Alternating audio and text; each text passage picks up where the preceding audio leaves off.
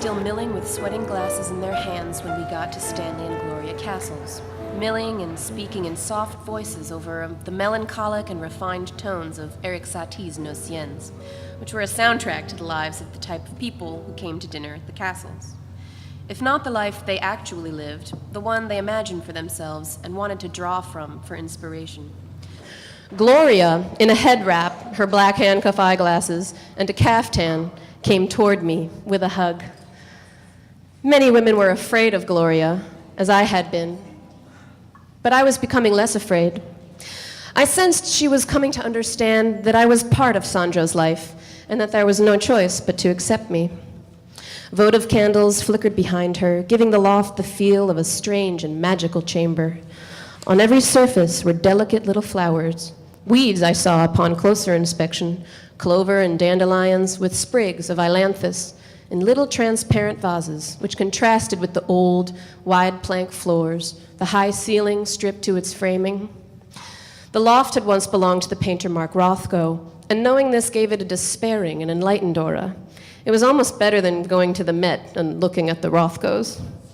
It was the after image of that, sad tones of the Nociens, Gloria in a head wrap looking feline and fierce, Stanley's mysterious martyrdom, for whom or what I never understood. On long metal tables that Stanley had welded sat various collections of semi-industrial objects, early 20th century light bulbs, antique Bakelite telephones, and a cap and ball pistol, a gift from Sandro, but as a kind of joke.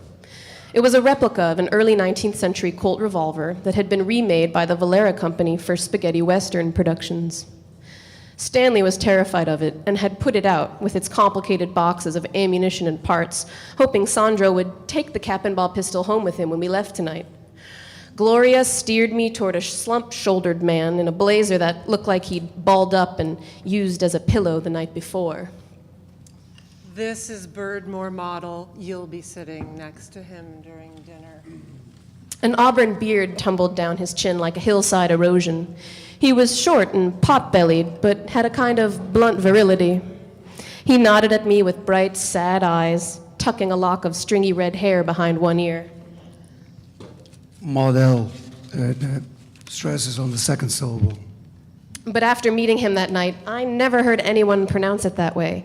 They all said model. Gloria introduced me as a motorcycle racer, which made me blush with embarrassment, not only because I wasn't one, but because I felt it made me seem young and unserious compared to the Satie and Rothko mood of the room. Well, all right. That's cool. He took a sip of wine and accidentally set his glass down too forcefully. Red flew upward and doused his hand and sleeve. Ronnie came over to say hello to Birdmore. They seemed to know each other, and I went to help Gloria. Despite her feminist claims and enlightened look, the caftan and the chunky African jewelry, I always sensed from Gloria that female guests were expected to help in the kitchen. But Gloria had ordered out from one of the Indian restaurants on 6th Street, so there wasn't much to do. As she and I moved chicken tandoori and various sauces and side dishes from white paper containers to ceramic serving bowls, she told me Birdmore was a motherfucker. I said he seemed nice. No, darling.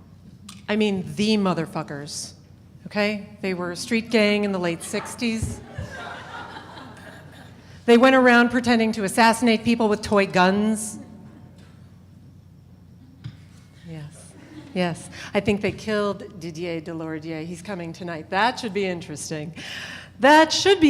Eventually, they put away the toy guns and stabbed a landlord. It was all so lurid, and we wouldn't even know about it except the father, Jack Model, was a friend of Stanley's, a janitor who worked around the art department at Cooper Union when Stanley was teaching there. The two of them became close. Stanley hated academics. Yes, right. He said Model was the only person he could relate to at Cooper, this blue-collar guy from Staten Island who lived on vodka and cigarettes. The darkest phase of Birdmore's wasn't his motherfucker business, but when he gave up being an anarchist tough and started making papier-mâché sculptures. Birdmore got it in his head in the wake of his landlord stabbing phase that art would put him in contact with something. some kind of emanation. He had no permanent residence. He was on the lam for all we knew. Stanley let him keep his art supplies and a bedroll here. Gave him a small workspace, and we tried to suffer through the phase, this art as transcendence crap. He worked furiously on these ugly, figurative constructions and made us listen to his confused rants about the female body and Mother Earth, shaping crude forms and talking about art moving up the thigh of Mother Earth. Art parting her labia and so forth. It was a real regression for someone whose father had pushed a mop and worked like an animal in hopes his son might get a high school degree, maybe join the police force. Instead, he was a dropout, and with such tacky ideas about art. Gloria had a way of insisting that I track her comments, agree with them as she spoke. I nodded in assent as she went on about how bad art could not save itself and could not be saved, as she spooned sauces, all of them the same ochre-orange color, into bowls. Helen Hellenberger, just arriving, peeked her head into the kitchen and blew an air kiss at Gloria. Helen looked around the kitchen, passing over me as if I were Gloria's assistant, hired to help out for the night, and then left the room to chat with the men. As Gloria went on about Birdmore and bad art, I nodded and privately hoped I was on the side of good art. I was not making papier-mâché, obviously, or declarations about parting labia. And I was safe in another essential way. I had not put myself out there yet. I could delay it until I knew for certain that what I was doing was good, until I knew I was doing the right thing. The next thing would be this Valera project. It was half art and half life, and from there I felt something would emerge. Gloria was still talking, something about how shooting people was, in a sense, safer than making art in terms of avoiding serious lapses in taste. She said the motherfuckers' actions were interesting in the context of the dreadful hippies of that era. The motherfuckers were about anger and drugs and sex, and what a relief that was, Gloria said, compared to the love everyone tyranny of the hippies. As we all took our places at the table, Sandro came over to kiss me, say hi. Ciao, baby. Because he was at the other end, next to Didier de Laridier, victim of the motherfuckers. I didn't mind being seated so far from him, although sometimes Sandro would speak later to whomever I'd been next to. So-and-so said you were very quiet. As if I had some duty to Sandro that required me to be more assertive, to entertain his friends. So-and-so talked nonstop, I'd say, and he'd laugh. They all talk nonstop, that is, if you didn't intervene. They were accustomed to being interrupted. Whoever was hungriest to speak, spoke. I wasn't hungry in that same way. I was hungry to listen. Sandro said I was his little green-eyed cat at those parties. Cat studying mice, he'd said. And I said I was more like a cat among dogs, half terrified. You shouldn't be. You always have something interesting to say. But you withhold it. The only one besides me who knows you is Ronnie. Which sent a curious wave through me. I wanted to believe it was true Ronnie knew me. We were at a massive outdoor-use picnic table with ancient-looking messages knifed into its top.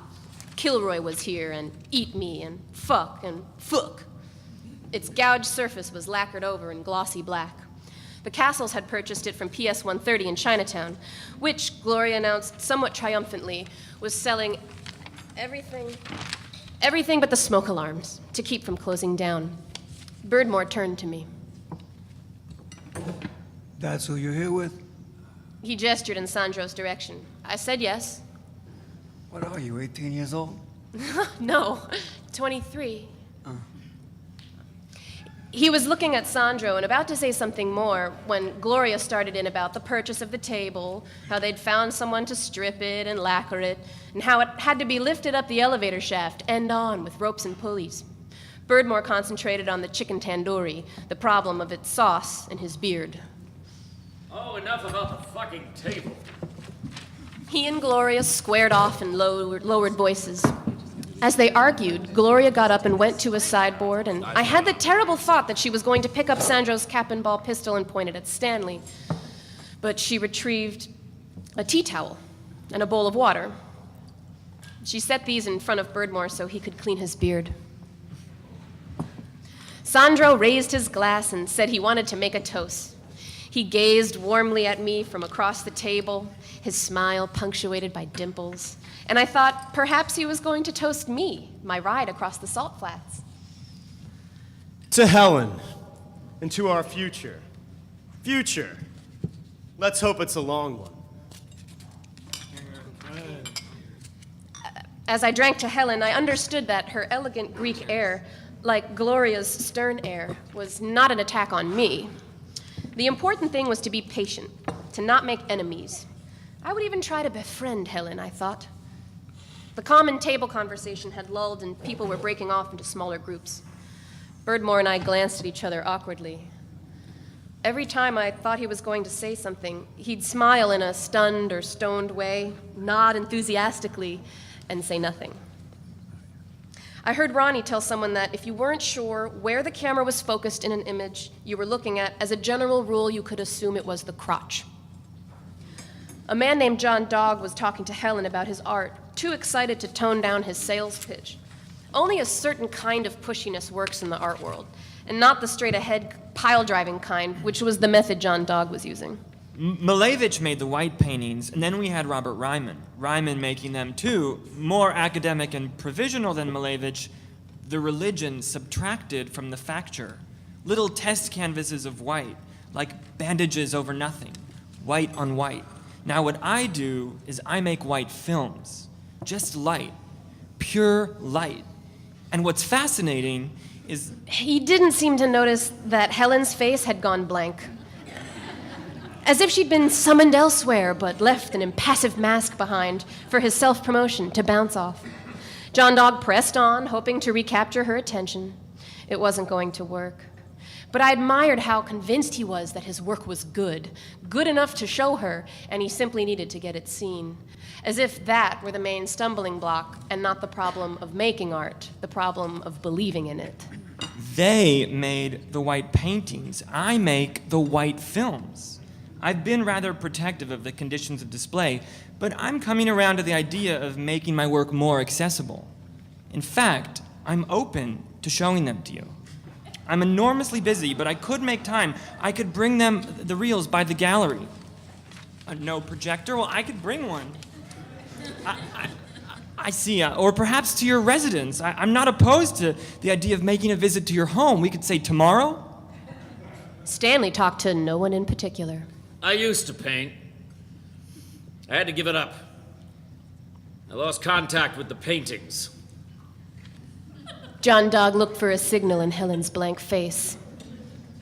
Although it's true that there is a powerful enough idea behind the works that you could just get the idea and not necessarily see them, the main thing to understand is that I deal in light. I mean, I deal with light. It's a way of portraying light. Light that is a lit picture of some other, original light. Like happiness is both an experience and an afterimage of something else, an original happiness. I tried to keep it going. Some relation to the hand by drawing. I tried to draw pictures and could only draw boobs. I used up all my good drawing paper. Full box of lumographs. Every day was the same thing. Boobs! Just boobs! Didier was talking to Sandro. As he spoke, he ate and smoked simultaneously, puffing on his cigarette and then transferring it from his hand to his lips as he buttered his bread, a blue box of Gauloise next to him, ashes fluttering and mixing with his rice and curry and meat. It's better that you gave it up. But sometimes I want to cry. My films are not about bringing people together. They're about dividing people into for and against. I turned to Birdmore. I said Gloria had mentioned he'd been involved in a movement that sounded interesting. He looked at Gloria and said it might be something Gloria snickered about, but it was real. He had been a motherfucker. Lowercase, too, he said, according to his ex-wife. I tried to reassure him that Gloria had not said anything insulting, but he waved my words away as if to say, don't bother, no hard feelings. We took over the Lower East Side. The place is dead now. If only you could have known it then, But you're too young. The Lower East Side is full of people. There's all kinds of stuff going on there. He smiled at me like I was endearingly naive. I'm talking about insurrection. There isn't shit going on in that regard. It was armed struggle, and the cops had come in with tanks and dirtier methods, informants, heroin. No kidding. Yeah, every one of us had to clap. It gave us a bad rep, although we wanted a bad rep. He said some people even suspected that narcs had deliberately introduced sexually transmitted diseases. They fought the cops, drove out the dealers, fed the people of their neighborhood, and lived a life that felt free. Given the police state we live in. He spoke in a flattened New York accent, which was growing on me. He seemed so much tougher, more streetwise than the usual dinner company at the castles. In a way, it's worth explaining this. I mean, to anyone who wasn't there for it. Did she tell you we loaded our guns under the soda counter at Gem Spa? We carried these black flags. We had switchblades and guns hidden here and there. No shoulder holsters. That was a kind of unwritten law. Shoulder holsters, not cool. No hip holsters either. It's way too NRA fanatic, that style. We all had the same kind of hand-cobbled Peruvian cowboy boots. And there was a guy who sold them for cheap on St. Mark's. And you could put your gun in the shaft of the boot. Fucking beautiful boots. I wish I had a pair now. Why were you called motherfuckers? Because we hated women. You think I'm joking. Women had no place in the movement unless they wanted to cook us a meal or clean the floor or strip down. Now, there are people who've tried to renovate our ideas, claim that we weren't chauvinists. Don't believe it. We had some heavy shit to work out. But we were idealists, too. We saw a future of people singing and dancing and making love and masturbating in the street. No shame, nothing to hide. Everybody sleeping in one big bed. Men, women, daughters, dogs. I told Sandro later that night that the detail of men masturbating had seemed particularly sad. Who wants to do that?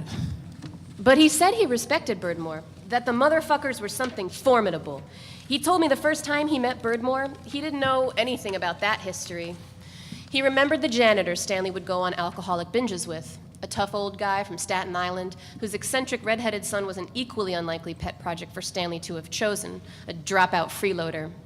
Birdmore had answered the castle's door in his socks, wearing the kind of cheap team jacket you send away for after purchasing so many cartons of cigarettes. Sandro said the castles let Birdmore drink their good whiskey and run roughshod over the loft, but that he brought some kind of life into their house, and the castles would probably have killed each other without the distraction of a fugitive from the law. A wave of laughter overtook the table. Ronnie was recounting the episode of his trip to Port Arthur. Stanley said Ronnie had killed Saul Oppler's rabbits unjustly, but that the rooster, it sounded like it had wanted to die. And so Ronnie hadn't done all bad. The most that you can hope for is that someone will have the guts and the know-how to kill you with a 2x4. What kind of know-how do you need for that? Which made Stanley laugh. Oh, that's good. He was laughing so hard he had to wipe tears from his eyes, and suddenly he was really crying. His head in his hands, the table quiet, Stanley's body shaking as he sobbed. Come on, Stanley.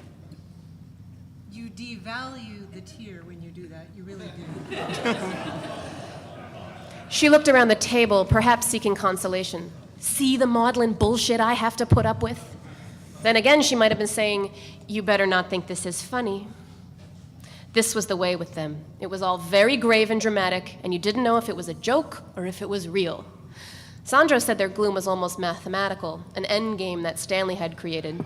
All Stanley had to do at this point to keep his art career going was order neon tubes in various colors from a manufacturer, and his assistants arranged the tubes according to an algorithm he'd invented long ago, as if to subtract himself from the production of his own art.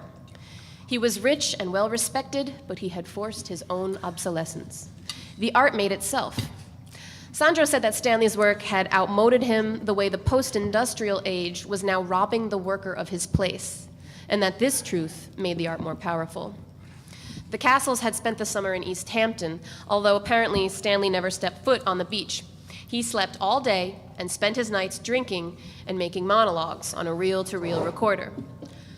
Ronnie asked if he could hear a bit of Stanley's recorded reels. We ate silently, listening to Stanley's voice as the tape wound forward, one large wheel tracking the other. Without clothing, nudity loses context. And yet to give the body partial context, a belt around the waist of a naked woman, a bow tie on a naked man, you see what I mean? Accessories take away the nudity's dignity, cheapen it. I know a man, a husband, whose wife enjoyed Playgirl calendars, and each year she bought one and tacked it up in her area of the loft that she and the man shared. Each month offered a different theme: a doctor nude with a stethoscope and lab coat, a logger in Red Wing boots and a hard hat, an enormous ding-a-ling hanging down between his thighs. The wife was always careful to turn the calendar to the new month, as if the previous one had not been enough of an imposition on this poor husband she lived with, who suffered enough as it was from unknown causes. And one day the husband decided he'd reached his limit. He took the calendar down and removed all the genitals with scissors. He put the calendar back up on the wall, careful to return the page to the proper month. The model's genitals, previously outsized and healthy, now a jagged absence. Peak of wall from beneath, as if the nude model himself had forgotten to include his own dick and balls, or lost them someplace, or had them taken from him in some unwholesome arrangement where he'd bet them, or traded them away, and had to suffer the consequence, posing without a crotch area. The wife said nothing about it, and yet the way she proceeded, as if nothing were amiss, husband knew he had deprived her. This made him happy for a while, but it wasn't enough. This husband soon discovered calendars were only a touchstone for the endless fantasies that were doubtless running through his wife's mind, and he could not get in there with scissors and remove them. And so, he cut the cord on his wife's personal massager. That was what she called it, but we call it a vibrator. Vibrator! But I've digressed from the original subject of partial nudity, which is what I'm aiming to discuss. I'm not the first to point out its tasteless nature. Diderot said something about the consequences of putting stockings on the Venus de Milo. Which brings me to another related matter, her limblessness, so obviously part of the allure. It would be unthinkable kitsch to fit the Venus de Milo with arms. Her missing limbs are a positive attribute, not an absence. It's really quite strange as a concept. I once knew a man who played a hanky-panky with his wife that involved pretending she was an amputee. She would strap her lower leg up behind her thigh with his assistance and go around in a knee-length skirt and crutches, hopping on the one serviceable leg, and people assumed that she had lost the other one in a terrible accident or an illness of some kind. The two of them would have these erotic weekends in towns where no one knew them. They would pick a place on the map and arrive in their respective play act roles. A stoic amputee crutching her way into a motel office with the help of her doting caretaker. They would check into their room and then go to a restaurant where they would receive looks of shy condolence from the hostess and waiters and the other clientele. They would order as if they were on some significant date, an anniversary, say, in these Hickville special occasion establishments where the waiter comes to the table with a pepper grinder that's 5 feet tall, you know what I mean. Heavy and oversized furniture, ugly American colonial lighting, either too bright or too dark, places where the wine is some kind of grapey burgundy served in a carafe by small-town goobers trained by the management to congratulate you on your order. Excellent choice, sir. And as they ate their chops and drank their burgundy and took in the shabby ambiance, the husband covertly fondled his wife's stump under the table, her not real stump, her play stump. The 2 or even 3 carafes of Burgundy staining in, blurring inhibitions, they would return to the motel. The man, drunk now, and good and ready to get into the real business, would remain ever patient and solicitous with his handicapped wife, help her to the room, carry her across the threshold like a child bride being airlifted into a territory of freshness and anticipation. The lightness of his wife's body in the man's arms, somehow, exactly the weight of her light compliance.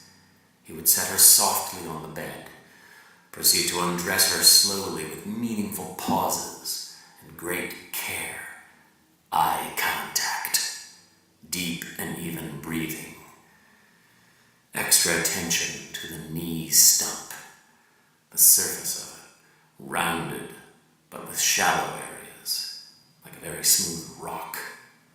The knee. And then touching the cold bed below the knee, the emptiness of it. A complicated thrill, which I myself can only imagine. Not for the lay person, was what this man said of their game, an advanced level of fantasy and humping. The idea of her missing leg was a shared space between them. It was practically a religion, and they didn't want to give it up. At the end of these dirty little weekends, when, for the return home, she released her hidden leg, unstrapped it so that her stump was yet again just a normal, healthy knee, the sight of it there, in front of her, was beyond painful for both of them. The real leg contradicted everything. It ground the memories of their romantic jaunts to nothing. The wife, her 2 healthy legs stretched out all the way home. Oh, this distressed her husband, as you can imagine. And he had his own interest in hoping to find a solution to their problem. So, they began to inquire. They saw various doctors, various clinics. Nobody was interested in helping them. 1 or 2 medical professionals even threatened to call the police, suggesting that the man could be arrested, which is another topic for another discourse. But briefly, why is the common good dependent upon preventing these 2 semi-free individuals from removing something that belongs to them, and that they both agree must be disposed of? What interest do we have in her leg that she herself does not have? Because I must confess, I am among those who would want it to stay attached to the rest of her, even as this seems an abuse of governance, and an imposition on the victimless sexual satisfaction of 2 people, as I said, semi-free. Well, the last time I talked to this man, we have lost touch, the reason for which you'll learn in a moment. Anyhow, the last time I heard from him, he and his wife had finally found some kind of doctor down in the Yucatan who was willing to perform the operation. And apparently there was a community down there for rehabilitation and general lifestyle support. They were planning to relocate. The man wrote to me and said, "Our dream will soon be coming true." And here I arrive at my point. The point is that everyone has a different dream. The point is that it is a grave mistake to assume your dream is in any way shared. That it's a common dream. Not only is it not shared, not common, there is no reason to assume that other people don't find you and your dream utterly revolting. Oh, dreams coming true in Quintana Roo, where we will cut off what's making you blue. We'll take it away, and you will feel whole. Oh, dreams coming true in Quintana Roo. Stanley got up and fast-forwarded the reel-to-reel recording. Because it's heavily into these digging, who's walking about the bedroom out, each year, walk, act on her area plot, that you can share, easement, off it. The great thing is, it's a buyer's market right now. And then again, if you want to sell, it's a great time to do so because it's a seller's market right now, too. Home. We say home, not house. You never hear a good agent say House. A house is where people have died on the mattresses, where pipes freeze and burst, where termites fall from the sink spigot, where someone starts a flue fire by burning a telephone book in the furnace, where banks repossess, where mental illness takes hold. Home is something else. Do not underestimate the power in the word home. Say it. Home. It's like the difference between rebel and thug. A rebel is a gleaming individual in tight Levi's, a sneering and pretty face, the kind Salminio wet dreams. A thug is hairy and dark, an object that would sink to the bottom when dropped in a lake. A home is maintained, cared for, loved. The word home is savory, like gravy, and like gravy, kept warm. Good realtor says home, never house. It's always cellar, never basement. Basements are where cats crap on old Santa costumes, where men drink themselves to death, where children learn firsthand about sexual molestation. But cellar? A cellar is where you keep root vegetables and wine. Cellar means a proximity to the earth that's not about blackness and rot, but the 4 ritual seasons. We say autumn, not fall. We say the leaves in this area are simply magnificent in autumn. And we say simply magnificent. And by the way, lawn, not yard. It's underarm to armpit. Would you say armpit to a potential buyer? Say yard and your buyer pictures rusted push mowers, planter warts, someone shearing off his thumb and a couple of fingers with a table saw, a tool shed where water-damaged pornography and used motor oil funneled into fabric softener bottles cohabitate with hints of trauma that are as thick and dark as the oil. And I'm not talking about Playboy and weed, harder stuff, amateur. Pictorials featuring married people with their flab and bruises and smallpox vaccines, doing things to each other in rec rooms and sheds, like the one housing these self-same magazines. Middle-aged couples who get trashed on tequila and document with a supply of flash cubes. You have to be careful about words. You're thinking about your commission. Your hands are starting to shake at the idea of the money, and meanwhile, your client hears yard, and he sees himself nudging icky amateur porno with his foot, potato bugs scattering from their damp hideout underneath. Again, it's lawn. Lawn. Lawn means crew-cut grass. It means censorship. Nice and wholesome. It means America. And you know what I mean by America, by the way. Cool to stop, not dead end. If I have to explain that to you, you'll never pass an exam to get your license. We say dinner, never supper.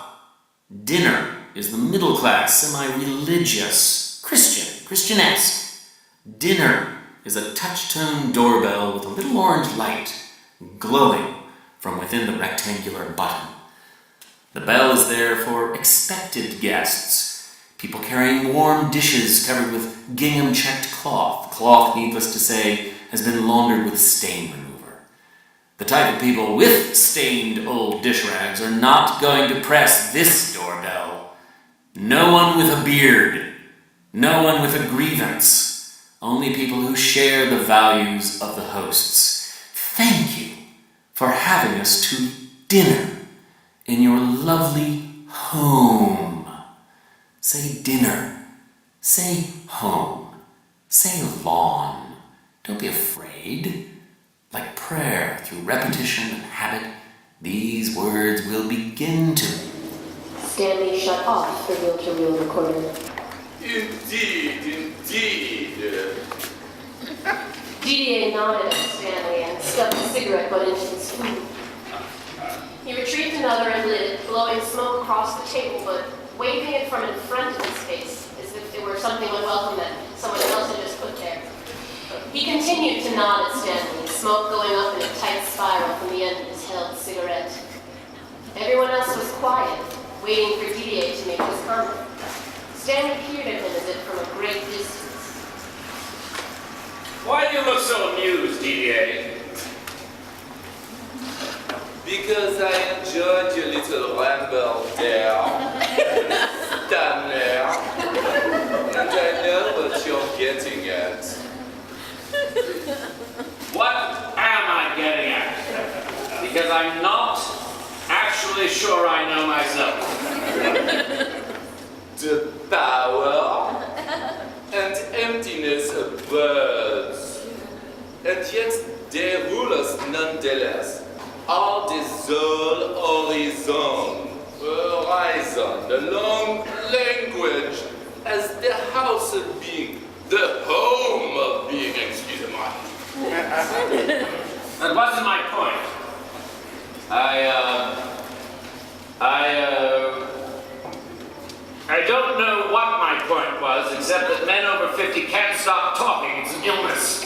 I mean, it's a real epidemic. And I'm trying to cure myself with this recording project.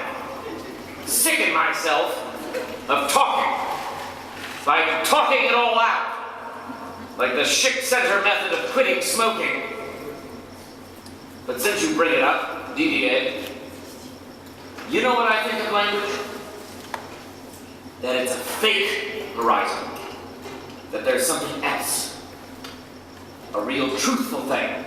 But language is keeping us from it. And I think we should torture language to stop fucking around and tell it to us. We should torture language to tell us the truth. Gloria let out a long, dramatic, not this again sigh. I felt Sandro looking at me. I always could. I turned and met his gaze, his mouth slightly curled in amusement. We should torture it to tell us the truth. He whispered that to me much later that night. Or rather, it was close to dawn by the time he whispered that in his feather-light accent as I lay next to him, feeling his warm breath on my bare shoulder, his arms wrapped around me. Let's torture it. People began to chat in subsets. Gloria served dessert. DDA rested his cigarette on the edge of his plate of almond cookies, dispersing ashes and cookie crumbs, and insisting that Freud was correct, that language was the only route to the unconscious. Stanley countered that language was given to man to hide his thoughts, and that all you could do with words was turn them on their sides, like furniture during a bombardment. Sandro got up to greet his cousin Talia, a woman I'd never met, whose late arrival he had been expecting. They embraced. That first moment, as I watched them, her dark eyes shining at Sandro, I knew that Talia Valero was going to take something away from me. Birdmore was watching them too, and I had the disturbing sense that he was sharing my thought, knew by his long experience with trouble that it had arrived, but specifically for me.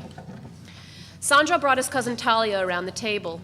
Her hair was pulled back away from her face in a plain bun, and this gesture seemed to accentuate how pretty she was, and also her own awareness of it, her use of it, as if there were no need to frame such perfect features in waves of gaudy hair. She had a husky voice and a nonchalant manner. She wore clothes that seemed to have nothing to do with the times, as if she didn't have to bother with fashion, and was instead dressing for men of all generations, who would all find her irresistible. She was pure refinement and calculation. I should have gotten up to speak with her, but I stayed where I was and focused on Birdmore, who was again talking about the Lower East Side. He said that while I might think it was the same, rubble piles and squats and graffiti, dope dealers and artists, that it could not be more different. They'd had it all mobilized. Even the bums, he said, were their own cadre. WFF, Winos for Freedom, with a cache of weaponry scared up by Fa Q, a comrade in the group who Birdmore kept mentioning. He and Fa Q were the lost children, as Birdmore put it. They were awake, he said, while most of America slept. And those awake are the nightmare of the sleepers. We were their nightmare. Now everybody says, but be reasonable. We never pandered to that reasonableness bullshit. Those who make peaceful revolution impossible make violent revolution inevitable. That's John F. fucking Kennedy. A clown who didn't do shit, but he was right about that one thing. Plus, he had a pretty cool wife. I still think urban insurrection is the way, but not in New York City. Not in New York City, not at the moment. There were still some major issues to be worked out, he said, and I nodded, waiting to hear what they were, but unsure what it was we were talking about. Worked out for what purpose? A lot of people think the city is decadent emptiness, empty of potential. It's dead now, currently, but the day will come when the people of the Bronx wake up, the sisters and brothers out in Brooklyn, and I can hardly fucking wait. Sandro's cousin had seated herself next to Ronnie and was asking him what he did. Have you seen those signs around town? Green and yellow with red lettering? And they say, Blimpy? No, I guess I missed these. Well, then it won't mean that much to you, but that's my family. We make the tastiest sandwiches in New York City. You might be the Valeras. See, we're the Blimpies. My name is actually Ronnie Blimpy, but I changed it because we own a sandwich empire, and I didn't want to forever be the sandwich guy. I can tell you, because you don't have us yet, wherever you live. London. Yeah, we're not in London yet. At the moment, we're not expanding. We're focusing on subsidiaries. Like how Valera isn't just tires, we have another business, which is actually enormous. You know those plaid plastic laundry bags that are ubiquitous in third world countries? You know what I mean? They're crappy plaid bags that you see in every town from one end of the African continent to the other, and in Asia, and all over Latin America too. Rectangular bags with zippers, which gypsies drag around and live out of in first world countries, and people cart from project housing to laundromats. You know them, right? Mm-hmm. Yeah. We make those. All of them. They're huge profits in semi-disposable goods like that. Amada, you must be joking. No, it's true, it's true. It's true that I'm joking. We don't own the Blimpie chain, and we don't manufacture those bags, but whoever does is making a killing. We're Fontaine. We don't own anything. But I was not raised Fontaine. I was really at sea. You know, everybody is like this when they're No. Actually, at sea, on a boat. Didier de Laridier and Sandro were inspecting Stanley's collections of bric-a-brac on the small tables that lined the room. Didier paused before the cap and ball pistol. Pick it up. There's nothing to be afraid of. You have to shoot somebody in the eye to actually hurt them. Didier picked it up and looked down into the barrel. I asked Birdmore about the others in his gang. Are they still around? There are remnants and debris. Fuck you lives with his retired father in Miami. He got so paranoid he can't do anything but throw pots. He's really into that, making pottery. One guy became an anti-fluoride crusader. Another is a guardian angel. Those guys are complete psychos. They've adopted state power as volunteers. As Birdmore spoke, he was watching Sandro explain to Didier how the cap and ball pistol worked. Your boyfriend likes guns. It belonged to his father. His family used to manufacture that gun. There's a logic. Right. A logic. He doesn't use it. It's not stuffed in the cuff of his boot. And yet, I'd wager he's the type of man who would enjoy the feeling of that. Birdmore leaned his chair back on his hind legs and looked at me. The chair was creaking, and I worried he might hurt it, and that it would gouge marks into the soft wood of Gloria and Stanley's pine plank floor. And I think you might be the... never mind. I might be what? I think you might be the sort of sister who likes that type. His chair kept creaking. I was convinced it would break from the strain of bearing his weight on its hind legs. You like a guy who puts a gun in his boot, don't you? In fact, I had once watched Sandro put a gun in his boot. I did not admit this to Birdmore. We had been in Washington, D.C. for Sandro's show at the Corcoran Gallery. D.C. had some kind of weapons ban that Sandro was secretly protesting by showing up to his own opening armed. His interest in guns had never bothered me. I was around them all the time growing up. My uncles, my cousins, all shot guns. Reno's main thoroughfares were lined with pawn shops, and I understood the pawn shop to be a kind of forge that liquidated objects into money. The things that could be most quickly converted were guns. When someone in our family died, the big inheritance question was who would get the guns. Relatives would stake a claim based on sentiment. Your dad's nickel-plated Browning meant a lot to me. My cousin Andy had said after my father died it was the first gun he had ever shot. He knew my father better than I did because Andy was older than I, and my father had left Reno when I was 3, had gone to Ecuador to build log cabins on someone's get-rich-quick scheme, and when that didn't work out, had gone on to other get-rich-quick schemes. I didn't know him, and I didn't want his guns. I gave them to Andy. A few days later, they were in a pawn shop window downtown. Click, click. We watched as Sandro showed Didier how to pull the cylinder, unscrew the nipples on the cap and ball pistol, how to load the chamber. How do you do that? Black gunpowder goes first. Then you press the lead ball down into the chamber. Didier asked what the attraction was to such an antiquated thing. Sandro said there was a loophole. Anyone could own one, carry it concealed. It's not considered a gun, but it is one, and it fires very, very straight. Birdmore didn't say anything more, but I felt a need to explain away Sandro's interest in guns. His work is all objects that are what they are and something else at the same time. A gun can be an idea, a threat, or a thing. As Sandro would put it, imaginary, symbolic, or real, all at once. Yeah. Sure. I mean, sounds good. Except you can't brandish a gun and shoot it. Didier was practicing quick draws with Sandro's cap and ball pistol like a Western gunslinger, gazing into the mirror that hung on the wall behind Birdmore. A gun is either symbolically enlisted or it's enlisted. Birdmore was watching Didier, who froze with the gun drawn, admiring his own reflection. Threats are for people who aren't willing to risk anything. Didier laughed and turned to Birdmore. All right, but wasn't it someone from your little gang who shot at me with blanks? Is that not some kind of hysterical threat? That just happened. You weren't on our list of targets. But what was the purpose? If not for intimidation, obviously you didn't intend to kill me, or you would have not used real bullets. Look, man, you fainted. That's what I heard. Which for an esoteric guy like you is a kind of death. Little one, kind of death. A kind of death? What crap. Merde alors. You guys were a bunch of image-obsessed poseurs.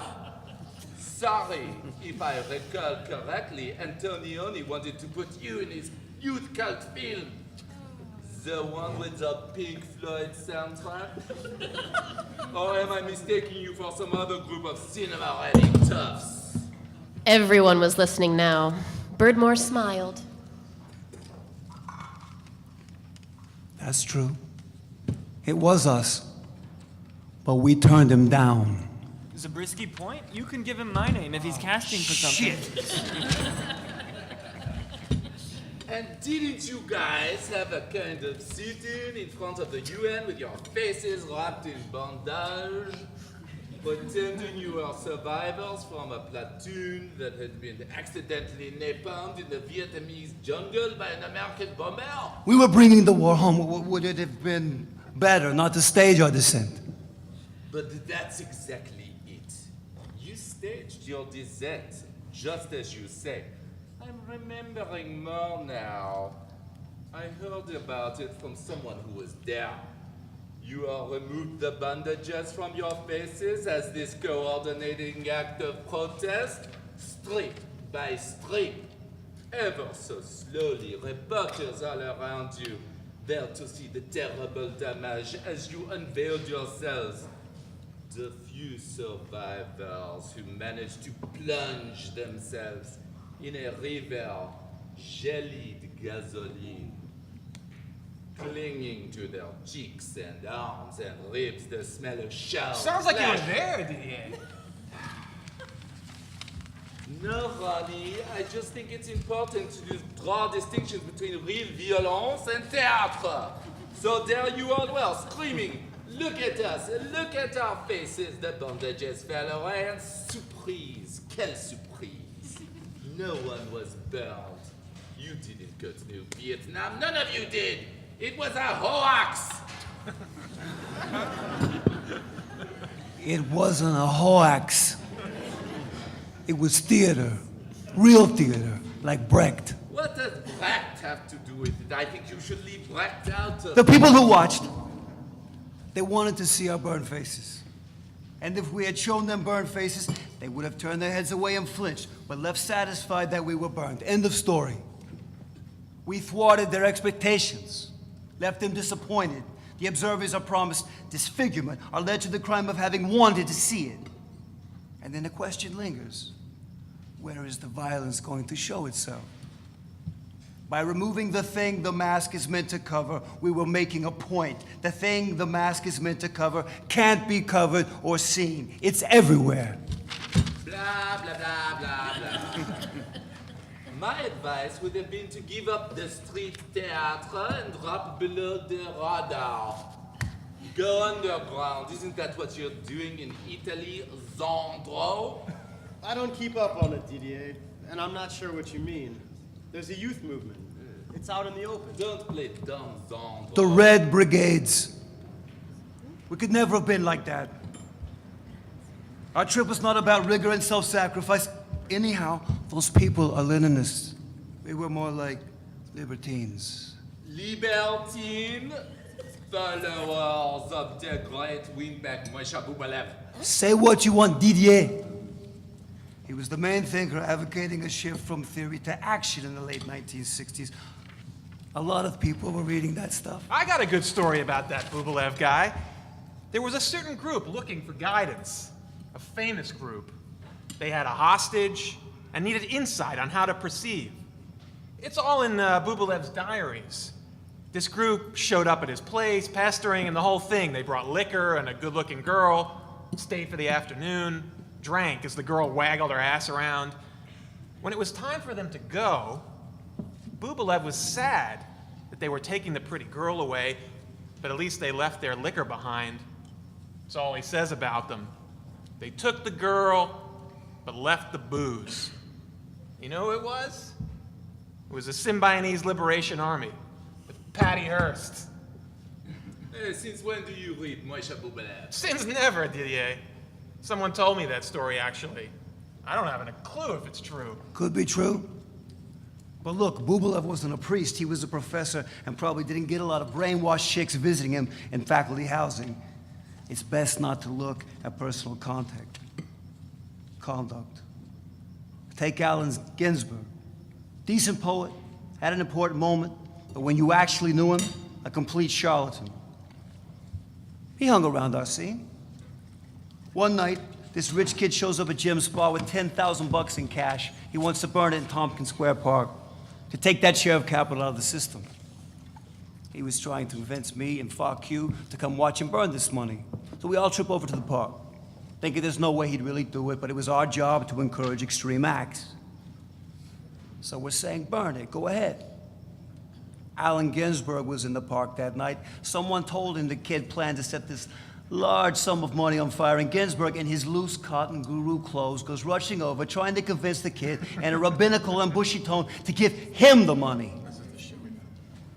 In the end, the kid decided not to burn it. He gave it to me, and fuck you. So what happened? You guys had 10,000 bucks, followers, energy. 10,000 bucks was nothing to us.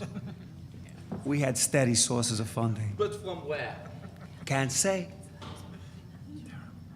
But it was very steady and very generous. We had accounts all over town that we withdrew from, 10, 20, 30,000 bucks a pop. We gave a lot of it away. The reason we pulled the plug had nothing to do with money. Things got hot, and some of us split. We went to the Sonoran Desert and lived on horseback. Like a real Marlboro man? Hardly. We weren't peddling addiction as rugged independence. It wasn't nearly so romantic. A couple of us almost died from hypothermia.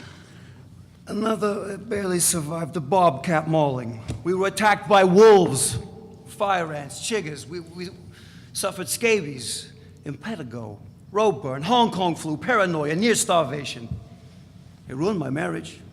That was the end of me and Nadine. Nadine? I'd never seen her again. After that night with her and Thurman and Ronnie. Yeah, my former wife. Ronnie knows her. Didier knows her. I knew her once in passing. Dog knows her. We looked over at John Dog, who was saying his goodbyes. He approached Didier and handed him a business card, determined to make his connection before the night was over, and it was too late. I'm not at all opposed to working with art writers. If you'd like to do a project with me, write about my work, it'd be great. After John Dog had left, Birdmore said, I think they're involved. Which is fine. It's been a long time. Too much happened. Nadine had told me practically her entire life story over the course of that evening, and now her voice came back, high and soft. Her voice and her legs and her long hair, strawberry blonde like ale. The ex she had complained about, it was Birdmore. Birdmore who had told her that after the revolution, everyone would work 2 or 3 hours a week. That's all that would be necessary with all the robots and the automation. She had told me she didn't know if it was revolutionary not to work, but it was better. When you sell your body, you are what you do. You're yourself, and you get paid for it. Or so she had thought at the time, still semi-brainwashed by the ideas of her husband's group. He and his friends said hookers and children were the only people in the world who logically should be idle. Children because they were busy being children, and hookers because the labor happened on the surface of their body. The labor was their body. A man who does what he is useless, her husband said. Despicable. Though he'd hoped to become despicable and to survive doing nothing. Nadine had told me it wasn't a bad time in her life. She loved walking on Hollywood Boulevard where a banner said, "Wake up in the Hollywood Hills." An ad for condominiums. She'd looked up at it and thought, yeah, that's right. That's what I do. But waking up in the Hollywood Hills sounded better than it was, she said. She had almost died. She was slapped, punched, shaken, hung from a balcony over the 101 freeway, and yet as she spoke, she told me, look. She leaned toward me, revealing nothing more, just plain beauty, magnified. She was still so pretty. She didn't have to pretend to fake modesty. She had other problems. She was still pretty. Never mind that she was burned with cigars, raped. She snorted Drano by accident.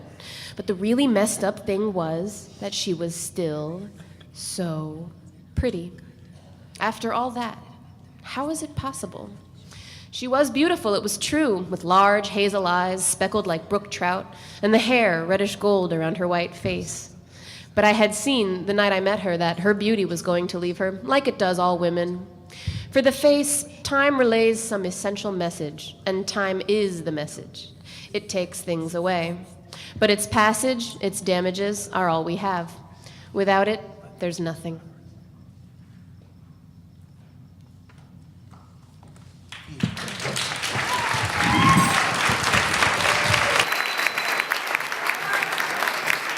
Thank you to everyone who has performed.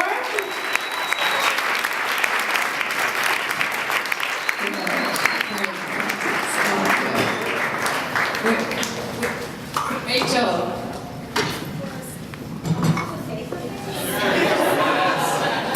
She's a good writer.